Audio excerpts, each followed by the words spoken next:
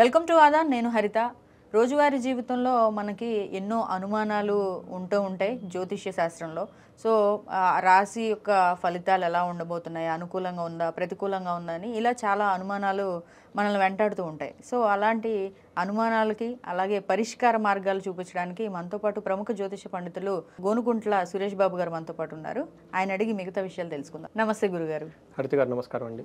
గురుగారు, నాకు తెలిసిన వృషభ రాశి వాళ్ళే చాలా మంది ఉన్నారు. సో వాళ్ళంతా కూడా వృషభ రాశి ఈ సంవత్సరం వాళ్ళకి ఎలా ఉంటుందా అని చెప్పి ఎదురు చూస్తున్నారు.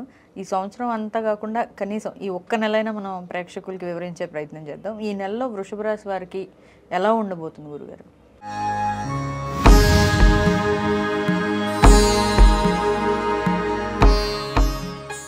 మీకు తెలిసిన వాళ్ళు కాదండి, నాకు కూడా తెలిసిన వాళ్ళు చాలా మంది ఉన్నారు అనమాట.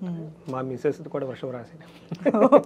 అయితే ఫస్ట్ చూసుకునేది వాళ్ళే. జాగ్రత్తగా చెప్పాలి మీరు. మాకు ఫస్ట్ క్లయింట్ మా వైఫ్ అనమాట. సో వృషభ రాశి చాలా మంది ఉన్నారు మా ఇంట్లో వృషభ రాశి వాళ్ళు. సో ఈ వృషభ రాశి కనుక మీరు అది అడిగిన విధంగా చూసుకుంటే వీళ్ళకి ఫస్ట్ వృషభ రాశి వాళ్ళకి నక్షత్రం ప్రకారం చూసుకుంటే వీళ్ళకి కృతిక 2, 3, 4 పాదాలు, రోహిణి 1, 2, 3, 4 పాదాలు, తర్వాత మృగశిర 1, 2 పాదాలంతా మనకి వృషభ రాశిలో ఉంటారు.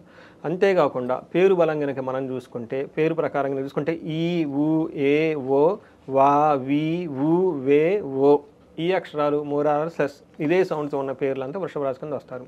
మనం గ్రహ స్థితిని కనుక గమనించుకుంటే వీళ్ళకి సూర్యుడి సంచారం మకర రాశిలో జనవరి 14 నుంచి, బుధ సంచారం ధనుసు రాశిలో జనవరి 4 నుంచి, శుక్ర సంచారం కుంభరాశిలో 28 నుంచి, కుజుడు మిథున రాశిలోకి జనవరి 21 నుంచి ప్రవేశిస్తారు. కుజుడు కర్కాటక రాశిలో ఉన్నారండి, తిరోగమనంలో మిథున రాశిలోకి వెళ్తారనమాట.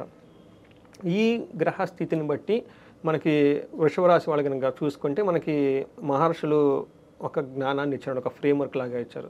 లఘు సంచారం లేదంటే సూక్ష్మ గోచారం, లఘు గోచారం అంటారు. దీనిలో ఈ మంత్ అంతా ఎలా ఉంటుంది అనేది మనకు సింపుల్గా ఒక సమరీలాగా న్యూస్లో హెడ్లైన్ లాగా ముందుగానే తెలుసుకోవచ్చు. దీని ప్రకారం ఫస్ట్ 15 డేస్ తర్వాత 15 డేస్ అన్నట్లు ఉంటుంది. ఎందుకంటే 14వ తారీఖు సూర్యుడు మారటం వల్ల సూర్యుడికి మారకముందు మారిన తర్వాత అన్నట్లు ఉంటుంది అనమాట. ఈ ఫస్ట్ 14 డేస్ ఎలా ఉంటుందంటే వీళ్ళకి పీడాం, ధనలాభం, విరోధం, స్త్రీ సుఖాప్తి అని చెప్తారు మన సంస్కృతంలో. దాని మీనింగ్గా ఫస్ట్ వీళ్ళకి ధనలాభం వచ్చేస్తుంది. తర్వాత వీళ్ళకి ఏదైనా కనుక పని చేస్తే అందులో కొంతమంది విమర్శించే వాళ్ళు ఎక్కువగా ఉంటారు. తర్వాత వీళ్ళకి పీడాం, ఎక్కడో ఏదో ఒక విషయంలో బాధించబడుతూ ఉంటారు.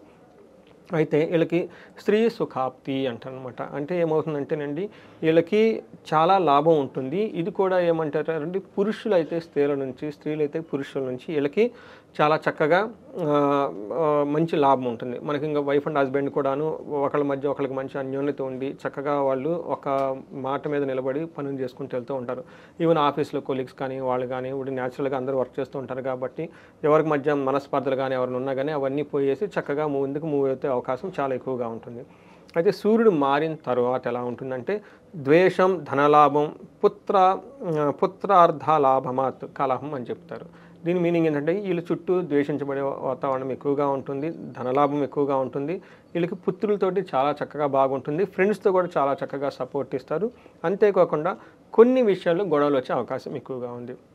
ఏ విషయంలో గొడవలు వచ్చే అవకాశం ఎక్కువగా ఉందంటే శుక్రుడి వల్ల గొడవలు వచ్చే అవకాశం ఎక్కువగా ఉంది. శుక్రుడి 10th హౌస్లో ఉండటం వల్ల ప్రొఫెషన్ రిలేటెడ్ మ్యాటర్స్లోను లేదంటే వాళ్ళకి అప్పటిదాకా లగ్జరీగా కంఫర్ట్గా ఉన్న విషయాలు కొన్ని వీళ్ళకి ఇబ్బంది పెట్టే అవకాశం ఎక్కువగా ఉంది. ఇది మనకి సూక్ష్మంగా కనుక తెలుసుకుంటే. అయితే మనకి గ్రహం ఈచ్ గ్రహం వాళ్ళకి ఎలాంటిది ఇస్తూ ఉంటే సూర్యుడు కనుక మనం చూసుకుంటే వీళ్ళకి కొంచెం అంత అనుకూలంగా లేరు సూర్యుడు ఈ మంత్ అంతా. కొంచెం జాగ్రత్తగా ఉండాలని చెప్పేసి జ్యోతిష శాస్త్రంలో చెప్పబడింది. ఎలాంటి ప్రాబ్లమ్స్ లేదంటే ఎలాంటి ప్రతికూల పరిస్థితులు వస్తాయో మనం సూర్యుడి ద్వారా కనుక చూసుకుంటే వీళ్ళకి ఏం చెప్తారంటే కలహం, నిర్దోషచ్చ ధనక్షయం, పుణ్యలాభార్థ నాశాచ, తర్వాత విచారం అని చెప్తారు. విచారం అని చెప్తారంట అంటే 9వ ఇంట్లో ఉండటం వల్ల ఏమవుతుందంటే పుణ్యలాభార్థ నాశాచ అంటే పుణ్యం మంచి పనులు చేయాలని మనం ఏదైనా తలపెడితే దాన్ని ఆటంకపరిచే వాళ్ళు చాలా ఎక్కువగా ఉంటుంది.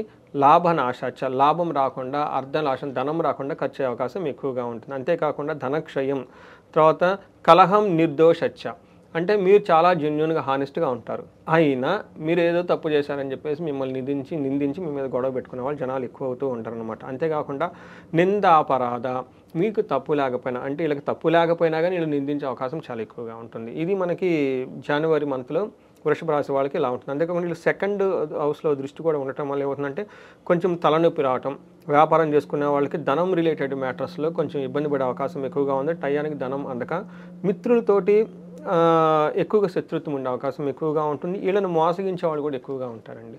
సో ఈ విషయాన్ని గమనించుకొని ఎవరిని పడితే వాళ్ళని నమ్మకుండా కొంచెం జాగ్రత్తగా ఉండి ఎవరితో పడితే వాళ్ళతో గొడవలు పెట్టుకోకుండా కొంచెం సైలెంట్గా కనుక ఉంటే ఈ మంత్ అంతలకు చాలా బాగుంటుంది. అంటే కొంచెం ఎవరైతే దూకుడుగా ఉంటారో వాళ్ళు కొంచెం స్లో అయితే బెటర్. అయితే మనకి కుజుడీలకు బాగా అనుకూలిస్తున్నారండి. మనకి సూర్యుడు అనుకూలించకపోయినా కుజుడీలకు చక్కగా 3వ ఇంట్లో ఉండి 6వ ఇంట్లో చూడటం వల్ల ఇది చాలా కుజుడీలకి అందులో ఫస్ట్ 21st వరకు చాలా అనుకూలంగా ఉంటుంది. ఈవెన్ లాస్ట్ మంత్ కూడా వీళ్ళకి చాలా అనుకూలంగా ఉంది.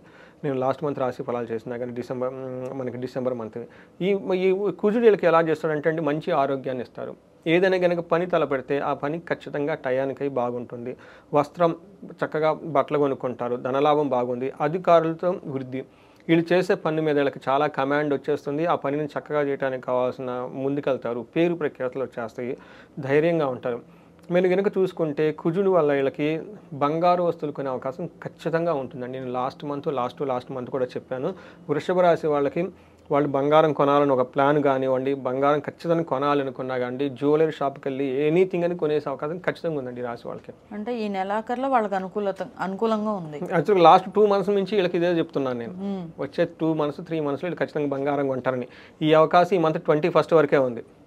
ఎవరైతే బంగారం కొనాలనుకుంటారో వాళ్ళందరూ త్వరపడి ఈ మంత్ 21st లోపు ప్లాన్ చేసేసుకోవాలి. ఖచ్చితంగా కొంటారండి, లేకపోతే కామెంట్స్ పెట్టమనండి. నేను చెప్తాను. గురువుగారు చెప్పేశారు, సో కామెంట్స్ పెట్టడానికి రెడీగా ఉండండి. ఆ తర్వాత 6వ ఇంట్లో ఉండటం వల్ల ఏమవుతుందంటేనండి పుణ్యకార్యాలు చేస్తారు, నూతన వస్తు సేకరణ. చూడండి బంగారం నూతనమే, ఇది కూడా వస్తువులు కొనే అవకాశం ఖచ్చితంగా ఉంటుంది. వివాదరహితంగా ఉంటారు, అనుకూలంగా అన్ని పనులు చేసుకుంటూ ఉంటారు. ఇది ఒక మంచి టైం అని చెప్పుకోవాలి. అయితే వృషభ రాశి వాళ్ళకు తిండి తినేటప్పుడు క్వాలిటీ తిండి చాలా అవసరం అండి. ఏది పడితే ఆ ఫుడ్ తిని స్టమక్ పెయిన్స్ వచ్చేసి హెల్త్ కాంప్లికేషన్స్ వచ్చే అవకాశం ఎక్కువగా ఉంది. దీన్ని గమనించుకోవాలండి. అయితే శుక్రుడు కూడా వీళ్ళకి చాలా యోగ్యతను ఇస్తాడండి. శుక్రుడు వచ్చేటప్పటికి చాలా మంచి చాలా అనుకూలంగా చేస్తాడు. అందులోనూ కంఫర్ట్కి సంబంధించి లగ్జరీకి సంబంధించి ఇవన్నీ చేస్తూ ఉంటారు. 3వ ఇంట్లో కూడా చూస్తూ ఉండటం వల్ల కూడాను మిక్స్డ్ రిజల్ట్ అని చెప్పుకోవాలి. గురుగారు ఓన్లీ బంగారం ఈ వస్త్రాల విషయంలోనేనా, లేకపోతే భూములు ఇల్లు ఫ్లాట్లు అలా కొనుక్కోవాలన్నా వాళ్ళకి కలిసి వస్తుంది అంటారా? వీళ్ళకి ఏదైనా నూతన వస్తువు సేకరణ అది ఉంది, బంగారం గురించి ఎక్కువగా ఉంది. తర్వాత భూమి, రియల్ ఎస్టేట్, ఎందుకంటే కుజుడు భూమి పుత్ర అంటారు, భూదేవికి పుట్టిన కొడుకు కాబట్టి అయినా భూమి పుత్ర అంటారు. రియల్ ఎస్టేట్ వాళ్ళు ఉన్నా కానీ చాలా బాగా కలిసి వచ్చేస్తుందండి. వాళ్ళు ప్లాన్ చేసుకోవచ్చు. ఎవరైతే భూములు కొనాలనుకుంటారో, ఇన్వెస్ట్మెంట్ పరంగా పెట్టుకోవాలనుకుంటారో వాళ్ళందరూ కూడా బాగానే ఉంటుంది. కరెక్ట్ అండి, పర్ఫెక్ట్. సో మనకి 3వ ఇంట్లో ఉండటం వల్ల ఏమవుతుందంటే అండి వీళ్ళకి ఫస్ట్ 10th హౌస్లో ఉండి ఇందులో చేయటం వల్ల ఏమవుతుందంటే అండి ఇది కొంచెం కుజుడు మిక్స్డ్ రిజల్ట్. కొన్ని చోట్ల బాగుంటుంది, కొన్ని చోట్ల బాగుంటుంది. ఉద్యోగంలో అయితే లాభప్రదంగా ఉంటుంది, మిత్రులతో అయితే చాలా బాగుంటుంది. వ్యవహారాలు కనుక పెద్ద వ్యవహారాలు ఏదైనా చేస్తే కొంచెం పోస్ట్పోన్ చేసుకుంటే బాగుంటుంది. వీళ్ళకి స్పౌస్ రిలేటెడ్ కొంచెం మనస్పర్ధలు వచ్చే అవకాశం ఎక్కువగా ఉంటుంది. అది జాగ్రత్తగా ఉండాలి. సో 3వ ఇంట్లో ఉండటం వల్ల ఏమవుతుందంటే అండి మిత్రలాభము, గౌరవ వృద్ధి, మాట మీద ఒక మంచి కమాండ్ రావటం, వీళ్ళు చెప్పింది వేరే వాళ్ళు ఉండటము, పలుకుబడి, ధనము, గౌరవము ఇవన్నీ వచ్చే అవకాశం ఎక్కువగా ఉంటుంది. అయితే బిజినెస్లో మాత్రం కొంచెం కేర్ఫుల్గా ఉండటం ఎంతైనా అవసరం. అంటే వాళ్ళు ఆశించినంత లాభాలు రాకుండా ఉండే అవకాశం ఎక్కువగా ఉంది. అంటే ఆల్రెడీ ఉన్న బిజినెస్ లో కొత్తగా పెట్టుబడి పెట్టేవాళ్ళు కాదండి, బిజినెస్ లో రొటేషన్ అయ్యే బిజినెస్ లోనే రన్నింగ్ లో ఉన్న బిజినెస్ కొంచెం వీళ్ళకి వ్యాపారంలో లాభాలంతా రాకుండా ఎక్కువగా ఉండే అవకాశం ఎక్కువగా ఉంది. కాబట్టి మీరు కొంచెం ఆలోచించుకొని ప్లానెడ్గా ముందుకెళ్లాల్సి ఉంటుంది. గురుగారు, మరి వృషభ రాశిలో నక్షత్రాలలో ఉన్న వాళ్ళ పరిస్థితి ఏంటి? మనకి హరిత గారు చాలా మంచి క్వశ్చన్ అండి. మన నక్షత్రాల గురించి ఎవరు ఎక్కువ మాట్లాడరు, అంతటితో అయిపోయింది అంటారు. బట్ ఇందులో మనకి మహర్షులు జ్యోతిష శాస్త్రంలో ఒక కాన్సెప్ట్ ఇచ్చారండి, అంగగోచారం అంటారు. ఈ అంగగోచారంలో నక్షత్రం ప్రకారం చూసుకుంటే ఇంకా మనకి డీటెయిల్డ్ ఇన్ఫర్మేషన్ వస్తుందండి. సో మనకి ఆదాన్ టీవీ ప్రేక్షకులకి ఇది కూడా మనకి చెప్దామండి, బాగుంటుంది. ఇందులో మనకి కృతికా నక్షత్రం వాళ్ళకి చూసుకుంటే 3 విషయాల్లో కొంచెం ఛాలెంజింగ్గా ఉంటాయి, 3 విషయాలు చాలా అనుకూలంగా ఉంటుంది. ఫస్ట్ ఎక్కడ అనుకూలంగా ఉంటుంది అంటే వస్త్రలాభం. మీరు ఇందాక క్వశ్చన్ అడిగారు చూసారండి, బంగారం ఇదిగో వస్త్రలాభం వచ్చే అవకాశం ఎక్కువగా ఉంటుంది. క్షేమంగా ఉంటారు. రాజ్య లాభం, వీళ్ళకి అధికారమే వచ్చేస్తుందండి. పొలిటీషియన్లు ఎవరైనా గవర్నమెంట్ జాబులు లాంటివి వస్తాయి అంటారా? గవర్నమెంట్ జాబులు, గవర్నమెంట్ కాంట్రాక్ట్స్, తర్వాత ఇప్పుడు రాజ్యలాభం అంటే అది మేనేజర్ పొజిషన్ అనమాట. అంటే వాళ్ళంతా ఆల్మోస్ట్ లైక్ బాస్ కదండి. బాస్గా ఉన్న నాయకత్వ లక్షణాలు ఉన్న నాయకత్వ లక్షణాలతో ఏ పని చేసినా రాజ్యలాభం ఉంటుందండి. తర్వాత వీళ్ళకి పరవాసము, ఫారిన్ వెళ్ళాలనుకున్న వాళ్ళకి చాలా బాగుంటుంది. ఇవి 3 చాలా అనుకూలంగా ఉంటుంది. కొన్ని రోజులు ఖచ్చితంగా వీళ్ళు వేరే ప్లేస్లో అయితే ఉంటారండి. అది పరవాసం అంటే. అయితే ఛాలెంజెస్ ఎక్కడ ఉన్నాయంటే ఫైనాన్షియల్ క్రైసిస్ ఉండే అవకాశం ఎక్కువగా ఉంటుంది, హెల్త్ కాంప్లికేషన్స్ ఉండే అవకాశం ఎక్కువగా ఉంది, గొడవలు పడే అవకాశం కూడా ఎక్కువగా ఉంటుందండి. ఇవి మనకి 3 ప్రతికూలంగా ఉండే అవకాశాలు. అయితే రోహిణీ నక్షత్రం కనుక చూసుకుంటే 2 విషయాల్లో ఛాలెంజ్, 3 విషయాల్లో పాజిటివ్గా ఉంది. ఫస్ట్ పాజిటివ్ ఎక్కడ ఉందంటే వీళ్ళు ఖచ్చితంగా వస్త్రలాభం ఖచ్చితంగా కొనుక్కుంటారు. బట్టలు కానీ జ్యువెలరీ కానీ కొనుక్కుంటారు. తర్వాత రాజ్యలాభం ఉంది, పరవాసం వీళ్ళు వేరే ప్లేసుల్లో ఉండే అవకాశం ఖచ్చితంగా ఉంది. ఫారిన్ వెళ్ళాలనుకుంటే చాలా అనుకూలంగా ఉంటుంది. అయితే వీళ్ళకి 2 విషయాల్లో ఛాలెంజెస్. ఒకటి ఫైనాన్షియల్ క్రైసిస్, రోహిణీ నక్షత్రం వాళ్ళకి ఫైనాన్షియల్గా ఇబ్బంది పడే అవకాశం ఎక్కువగా ఉంటుంది. తర్వాత కలహం, గొడవలు వచ్చే అవకాశం కూడా ఎక్కువగా ఉంటుంది. మీరు మృగశిర నక్షత్రం కనుక చూసుకుంటే 2 విషయాల్లో పాజిటివ్గా ఉంది, 2 విషయాల్లో నెగిటివ్గా ఉంది. ఎక్కడ నెగిటివ్గా ఉందంటేనండి ఫస్ట్ పాజిటివ్ ఎక్కడ ఉంది, ఇలా రాజ్యలాభం. ఈ మృగశిర నక్షత్రం వాళ్ళకి ఖచ్చితంగా ప్రమోషన్స్ వచ్చే అవకాశం ఉందండి.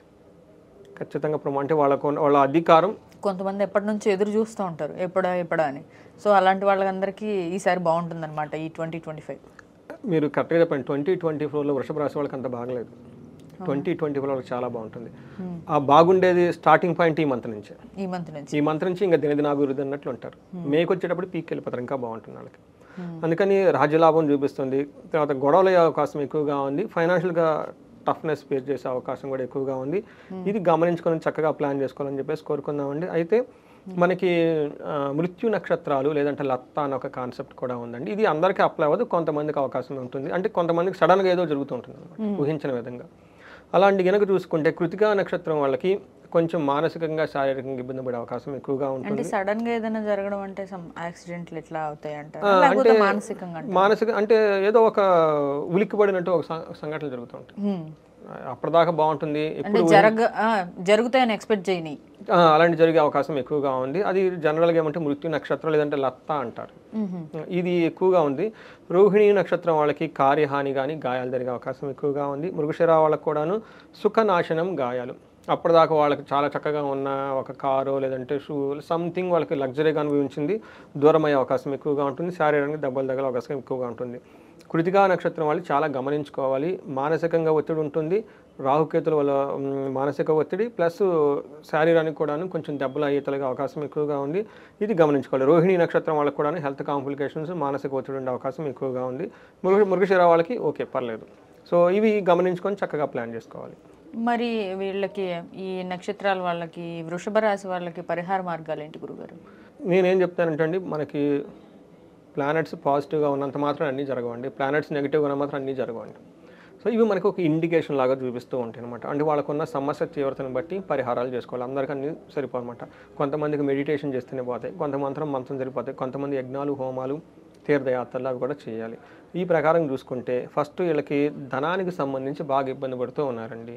వీళ్ళు మనకి శుక్రవారం పూట లక్ష్మీనారాయణకి మనకి ఇంట్లో పూజ చేసుకున్న లేదంటే వెంకటేశ్వర స్వామి గుడికి వెళ్ళినా కానీ చక్కగా కలిసి వచ్చేస్తుంది. అయితే కొంతమందికి పెద్ద పెద్ద బిజినెస్ పీపుల్ ఉండేసి మనకి మనీ బాగా లాక్ అయి ఉంటుందండి. వీళ్ళు కుబేర పాశుపత హోమం కనుక చేయించుకుంటే ఓకే శీఘ్ర ధన ప్రాప్తి, ఇమ్మీడియట్గా ధనం రావడానికి, నష్ట ధన ప్రాప్తి, కొంతమంది అప్పులు అయిపోయి ఉంటారు, అవన్నీ తిరిగి వచ్చే అవకాశం ఎక్కువ ఉంది. అది హోమం ఒకరు చేసుకోవాలి. అయితే వీళ్ళకి కలహం, గొడవలు కూడా ఉందండి. చిన్న చిన్న గొడవలు అనుకోండి, చక్కగా దుర్గాదేవిని కనుక ధ్యానం చేసుకుంటే చాలా బాగుంటుంది. కొంచెం బాగా గొడవలు ఉన్న వాళ్ళు ఏం చేస్తుంటే శ్రీశైలంలో మనకి చండీ హోమం చేస్తారు. వీళ్ళు స్పర్శలింగ దర్శనం చేసుకొని అమ్మవారికి చండీ హోమం కనుక చేయించుకోగలిగితే చాలా చాలా గొడవల నుంచి బాగా వచ్చేస్తుంది. కొంతమంది ఇంకా పెద్ద గొడవలు ఉంటాయండి.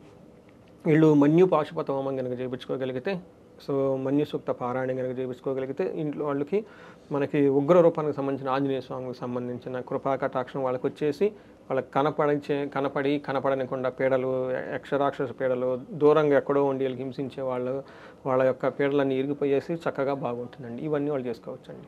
చాలా చక్కగా వివరించారు గురుగారు. ధన్యవాదాలండి.